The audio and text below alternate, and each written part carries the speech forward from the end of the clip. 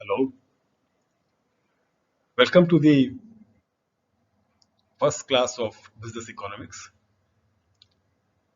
The course code is BIAF1015. I'm really happy to take you on this interesting journey of learning economics with me. Today, the topic for the class is the economic problem, scarcity, and choice. As this is the very first class to give you an introduction of what economics is all about. There are no prerequisites or recapitulations required to learn from this class. The objectives for this class are that after completing this class, you shall be able to understand the nature of the economic discipline, and you shall be able to describe the basic concept of economics, that is scarcity and choice relationship. The word economy comes from Greek word oikonomos, which means one who manages a household. At first, this origin seems peculiar, but in fact, household and economies have much in common. A household faces many decisions. It must decide which member of the household do which task and what each member gets in return. Who cooks dinner? Who does the laundry? Who gets the extra dessert in the dinner? Who gets to choose what TV show to watch? In short, a household must allocate its scarce resources among its various members, taking into account each member's abilities, efforts, and desires.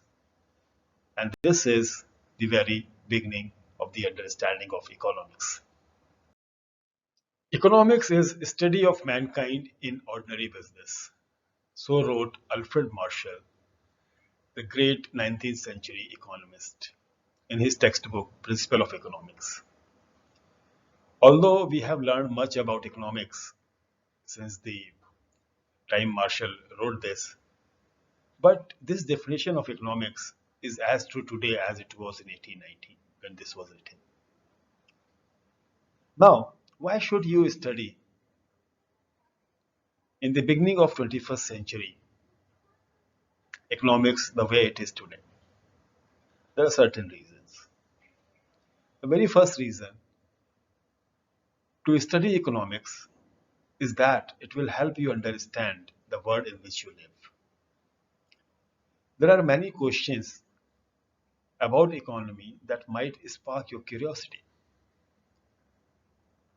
Why are property prices in Greater Noida so down? Or why aren't they rising? Or why do airlines charge less when there is a round trip? Or why Akshay Kumar is paid so much for a movie he stars in? Or why are living standards so meager in many African countries?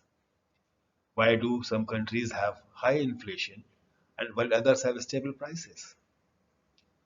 Why are jobs so easy to find in some years and so difficult in other years? There are just a few questions that a course in economics may help you answer. The next reason to study economics is that it will make you a more astute participant in economics. As you go about in your life, you make many economic decisions. While you are a student, you decide how many years to stay in school. Once you take up a job, you decide how much of your income you spend, how much of your income you save. Someday you may find yourself running a small business or a large corporation, and then you will decide what prices may be charged for your products and services. The insights developed in learning economics will help you to form a perspective to make a better decision. Another reason to study economics that it will give you better understanding in both potential and limits of economy policy. Economic questions are always on the minds of policymakers, in the office of the governments and the bureaucrats and the businessmen and everywhere. What are burdens associated with alternative forms of taxation? What are the effects of free trade with other countries? What is the best way to protect the environment? How does the government budget deficit affect the economy? As a voter, you help choose the policies that guide the allocation of society's resources. An understanding of economies will help you carry out that responsibility well.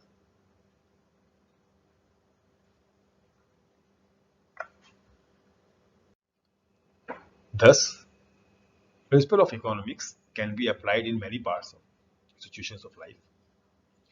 And someday you might be glad that you studied economics. Recall our example of household given earlier in this lecture. Like a household, a society faces many decisions. A society must find some way to decide what jobs will be done and who will do them. It needs some people to grow food, other people to make clothing, and still others to design computer softwares. One society has allocated people as well as land, buildings, machines, etc. to various jobs. It must also allocate the output of goods and services they produce. It must decide who will eat caviar or who will eat just potatoes. It must decide who will drive a Ferrari or who will take the bus. The management of society's resources is important because resources are scarce. Scarcity means the society has limited resources and therefore cannot produce all the goods and services people wish to have. Just as each member of a household cannot get everything he or she wants, each individual in society cannot attain the highest standard of living to which he or she might aspire. Economics is a study of how society manages its scarce resources. In most societies, resources are allocated not by an all powerful dictator, but through a combined action of millions of households and firms. Economists therefore study how people make decisions, how much they work, what they buy, how much they save, how they invest their savings. Economists also study how people interact with one another. For instance, they examine how multitude of buyers and sellers of a good together determine the price at which the goods is sold and the quantity that is sold. Finally, economists analyze forces that trends that affect the economy as a whole, including the growth in average income, the fraction of the population that cannot find work, and the rate at which the prices are rising. So, there is no mystery to what an economy is, whether we are talking about the economy of New Delhi or India or the world as a whole. The economy is just a group of people dealing with one another as they go about their lives. Because the behavior of economy reflects the behavior of individuals who make up the economy, we shall study how these people behave, that is, how do they make decisions or how do they choose. Let us try and understand what do we consider when we try to exercise our choice or how do we choose.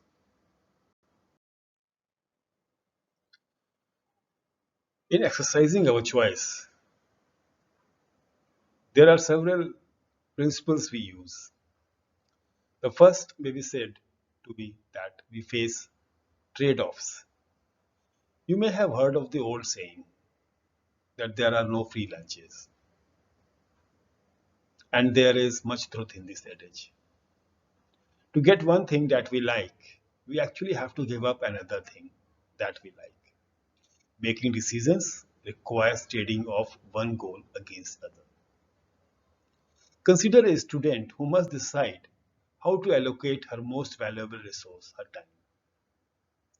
She spends all her time studying economics, spend all of it studying psychology, or divide it between the two fields. For every hour she studies one subject, she gives up an hour she could have used studying the other. And for every hour she spends studying, she gives up an hour that she could have spent napping. bike riding, watching TV, or working at a part-time job for some extra spending money. Or you can see your parents deciding how to spend their family income. They can buy food, clothing, or family vacation. Or they can save some of the family income for retirement of children or for the children's college education. When they choose to spend an extra rupee on one of these goods, they have one less rupee to spend on some other good. When people are grouped in societies, they face different kinds of trade offs. The classic trade off is between guns and butters. The more a society spends on national defense, that is, guns, to protect its shores from foreign aggressors, the less it can spend on consumer goods, that is, butter, to raise the standard of living at home. Also important in modern society is the trade-off between clean environment and high level of income. Laws that require firms to reduce pollution raise the cost of producing goods and services. Because of the higher cost, these firms end up earning smaller profits, paying lower wages, charging higher prices, or some combination of these three. Thus, while pollution regulations yield the benefit of a cleaner environment and the improved health that comes with it, they have the cost of reducing the income of firms, owners, workers, and customers. Another important trade-off society faces is between efficiency and equality. Efficiency means that a society is getting maximum benefits from its scarce resources. And equality means that those benefits are distributed uniformly among society's members. In other words, efficiency refers to size of economic pie, and equality refers to how the pie is divided into individual slices. The government policies are designed. These two goals often conflict. Consider, for instance, policy aimed at equalizing the distribution of economic well-being. Some of these policies, such as welfare system for or unemployment as the unemployment insurance, try to help the members of society who are most in need. Others, such as individual income tax, ask the financially successful to contribute more than others to support the government while achieving greater equality. These policies reduce efficiency, and the government redistributes uh, some of its income from the rich to poor. It reduces the rewards for working hard. As a result, people work less and produce fewer goods and services. In other words, when the government tries to cut economy pie into more equal slices, the pie gets smaller.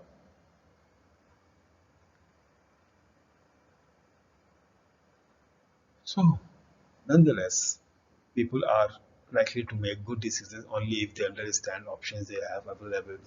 Our study of economics, therefore, starts by acknowledging life's trade-offs. The second principle of exercising choice is the cost of something is what we give up to get it. Now, because people face trade-offs, making decision requires comparing the cost and benefits of the alternative courses of action. In many cases, however, the cost of action is not as obvious as it might first appear. Consider the decision to go to college. The main benefits are intellectual enrichment and a lifetime of better job opportunities. But what are the costs? To answer this question, you might be tempted to add up the money you spend on tuition, books, room, and boarding. Yet, this total does not truly represent what you give up to spend a year in college. There are two problems with this calculation. First, it includes some things that are not really cost of going to college. Even if you quit a school, you need a place to sleep and food to eat. Room and board are the costs of going to college only to the extent that they are more expensive at college than elsewhere. Second, this calculation ignores the largest cost of going to college, and that is your time. When you spend a year listening to lectures, reading textbooks, and writing papers, you cannot spend the time working at a job. Or for most students, the earning given up to attend school are the largest single cost of their education. And The opportunity cost of an item is what you give up to get that item.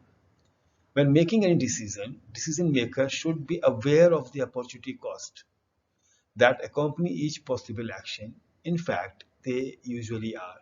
College athletes who earn or who can earn millions if they drop out of the school and play professional sports are well aware that their opportunity cost of college is very high. It is not surprising that often they decide that the benefit is not worth the cost and they drop out. The third principle to exercise choice is that we believe rational people think at the margin. Economists normally assume that people are rational. Rational people systematically and purposefully do the best they can do to achieve their objectives, given the available opportunities. As you study economics, you will encounter firms that decide how many workers to hire and how much of their product to manufacture and sell to maximize profits. You will also encounter individuals who decide how much time to spend working and what goods and services to buy with the resulting income to achieve the highest possible level of satisfaction.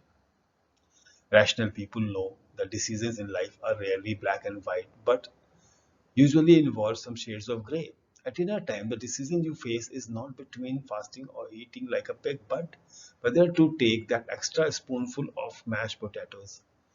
When exams all are around, your decision is not between blowing them off or studying 24 hours a day, but whether to spend an extra hour reviewing your notes instead of watching TV. Economists use the term marginal changes to describe small incremental adjustments to an existing plan of action. Keep in mind that the margin means edge. So, marginal changes are adjustments around the edges of the what you are doing. Rational people often make decisions by comparing marginal benefits and marginal costs. For example, consider an airline deciding how much to charge passengers who fly standby. Suppose the flying a 200-seat plane across India costs airline rupees 10 lakhs. In this case, the average cost of each seat is 10 lakh divided by 200, which is rupees 5,000. One might be tempted to conclude that the airline should never sell a ticket below rupees 5,000. In fact, a rational airplane can often find ways to raise its profits by thinking at margin. Imagine that a plane is about to take off with 10 empty seats and a standby passenger waiting at the gate will pay uh, rupees 3,000 for a seat. Should the airline sell the ticket? Of course it should. If the plane has empty seats, the cost of adding one more passenger is tiny. Although the average cost of flying a passenger is rupees 5,000, the marginal cost is merely the cost of the bag of peanuts and can of soda that the extra passenger will consume. As long as the standby passenger pays more than the marginal cost, selling ticket is profitable. Marginal decision making can help explain some otherwise puzzling economic phenomena. Here is a classic question: why water is so cheap and why diamonds are so expensive? Humans need water to survive, while diamonds are unnecessary. But for some reason, people are willing to pay much more for a diamond than for a cup of water. The reason is that the person's willingness to pay for any good is based on marginal benefit that an extra unit of good would yield. The marginal benefit in turn depends on how many units of a person already has. Water is essential, but the marginal benefit of an extra cup is small because water is plentiful. By contrast, no one needs diamonds to survive, but because diamonds are so rare, people consider the marginal benefits of an extra diamond to be large. A rational decision maker takes an action if and only if the marginal benefit of the action exceeds the marginal cost. The principle can explain why airlines are willing to sell a ticket below average cost and why people are willing to pay more for diamonds than water. It can take some time to get used to the logic of marginal thinking, but a study of economics will give you ample opportunity to practice.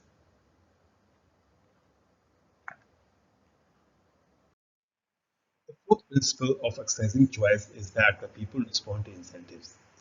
Incentives are something that induces the person to act, such as a prospect of a punishment or a reward. Because rational people make decisions by comparing costs and benefits, they respond to incentives.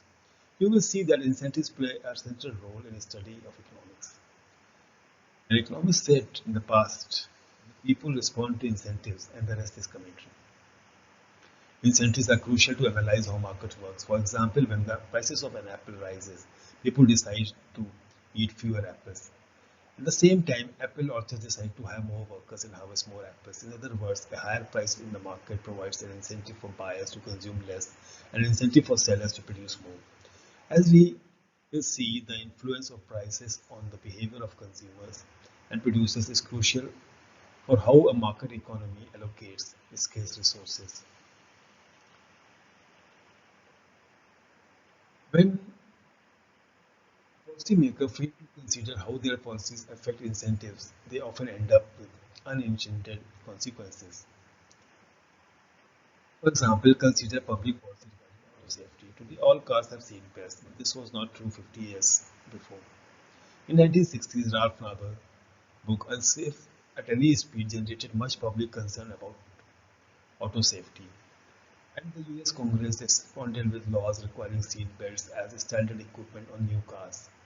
How does the seat belt law affect auto safety? The direct effect is obvious. When a person wears a seat belt, the probability of surviving an auto accident rises.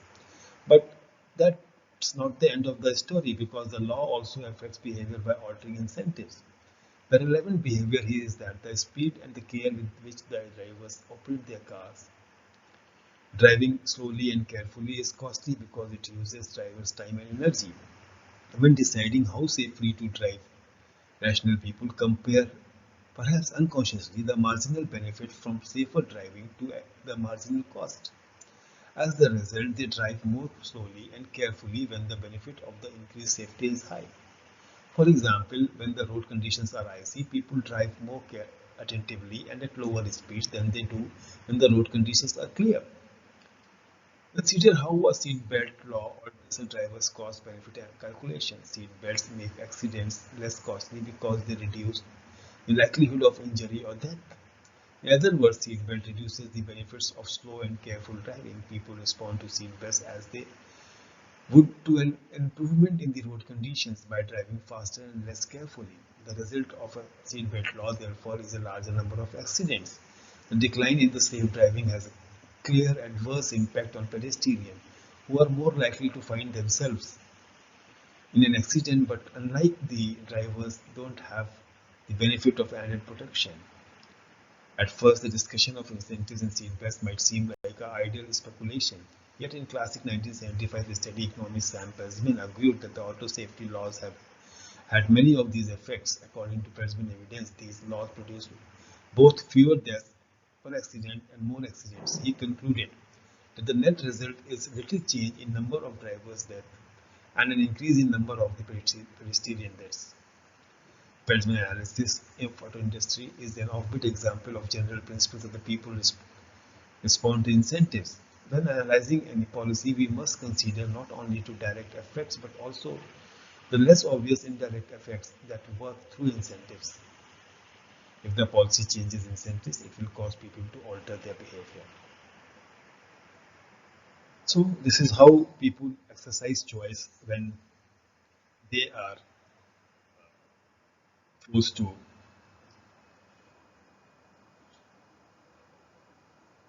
when they are forced to satisfy their unlimited wants with scarce resources. The text and the concept of this lecture was completely taken from the Principle of Microeconomics by N. Gregory Mankiw, the professor at Harvard University who has published this book from Engage Learning. And the video in the lecture was taken by from Lumen Learning. I hope you enjoyed the lecture. We shall see you in the next lecture when we discuss about more about allocation of resources. Thank you so much.